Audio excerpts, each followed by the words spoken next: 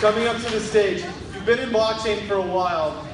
This guy probably needs no introduction. I've been in blockchain since 2010, and man, not long after that did I meet Xavier Hawk. Xavier Hawk is here to talk about Phireon, the lifestyle business for the 21st century. Everybody, Xavier Hawk.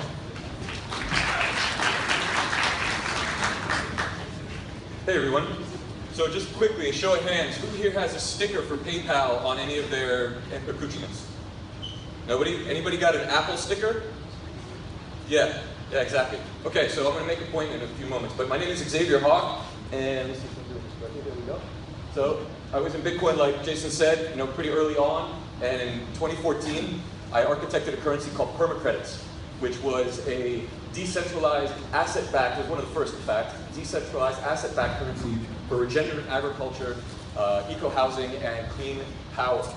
I give talks all around the world about it. It was one of the first inceptions of a decentralized asset-backed currency that was managed and governed by the people that were involved, so everybody owned it, right? So, and Bernard Liotard, the chief architect of Euro, saw my talks. He joined my team because the way I looked and architected currencies, and we became the first people in the world to negotiate a blockchain currency for a nation. I want to tell you a little bit about Phireon. That's my background, and I'm going to go quite quick because this thing's going quick. So Phireon is the global lifestyle corporation of the future. Something that sets us off different from the rest of the stuff that's going on in the market is that we're going straight to people's lifestyles, forgetting the payments gateways, forgetting all of these different things. That's why I asked about Apple, because they're really selling lifestyle. They're not selling just a product. So we're going to do a couple different, we're going to take two very simple concepts that everybody's familiar with. In-game tokens, you spend $4.99 on 120 or 130 in-game tokens that unlock features of the game, right? And we also talk about cooperative buyers club.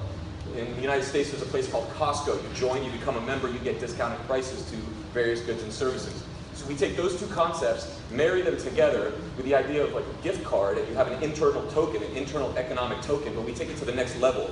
We purchase houses, we purchase mid-range dwellings, mixed-use dwellings. We provide people an opportunity to live and work and play in environments that are the 21st century. They have food growing in the facilities. They have power generated on the facilities. There are cultural events in the facilities. And there's also all kinds of restaurants and all kinds of vendors that they can access.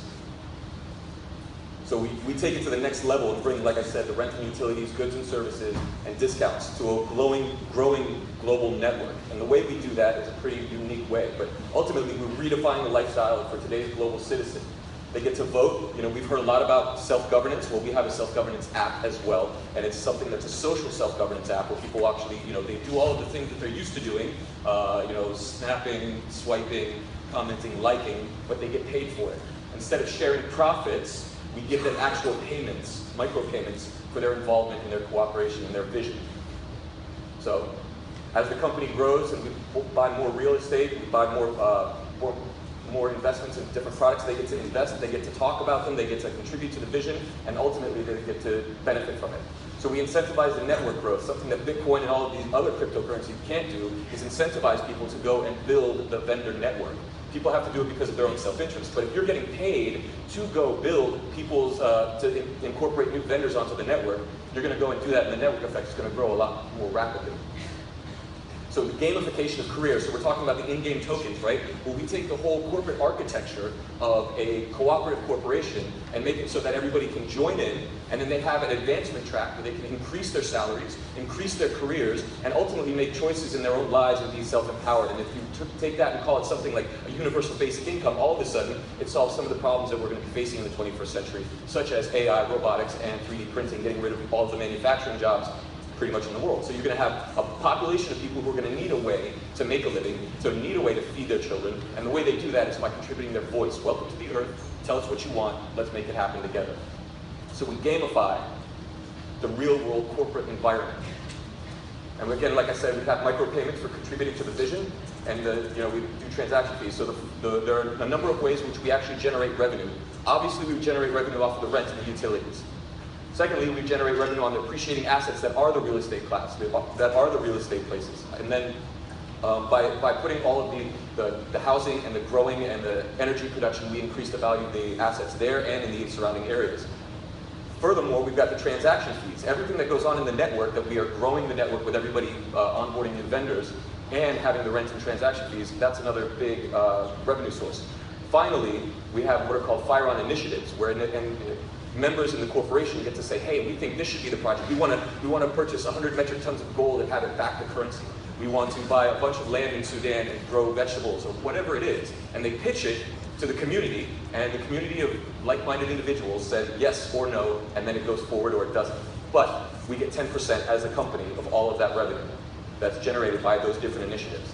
So what ends up happening is we have the opportunity to really capitalize on everybody's work and investments. So finally, this is not a hedge. This is, let me give you something to look at. This is the app, what it looks like, a little bit the voting on the right-hand side.